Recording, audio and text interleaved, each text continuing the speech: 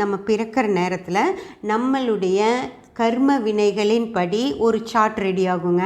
கடவுள்கிட்ட இருந்து அந்த சார்ட்டு கிரகங்களுக்கு வரும். அதில் நம்ம என்ன கர்ம வினை வச்சுருக்கோம், அது எந்த கிரகத்தை சார்ந்து இருக்கோ அந்த கிரகம் நமக்கு நல்லது செய்கிற இடத்துல அந்த கிரகம் சேராது.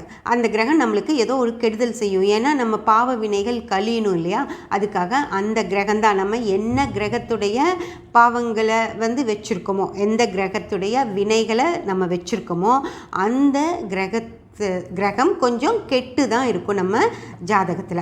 அதாவது எப்படி அப்படின்னு பார்க்கலான்னா, பணத்தை நம்ம செலவு பண்ணாமல் பூட்டி வச்சுட்டோம், நிறைய பேர் கஷ்டப்பட்டுட்டு இருக்காங்க நம்ம கண்ணு முன்னாடி அப்படின்னு வச்சுக்கோங்க. அப்போ அவங்களுக்கு கொடுத்து உதவி இருக்கணும் இல்லையா, அப்படி உதவாமல் போயிட்டவங்களுக்கு குருவுடைய பாவம், அதாவது பணத்தினுடைய பாவம் சேரும். பணத்துக்கு யார் காரகர்னு பார்த்தீங்கன்னா குரு. அப்போது குருவுடைய பாவம் நமக்கு இருக்குங்க.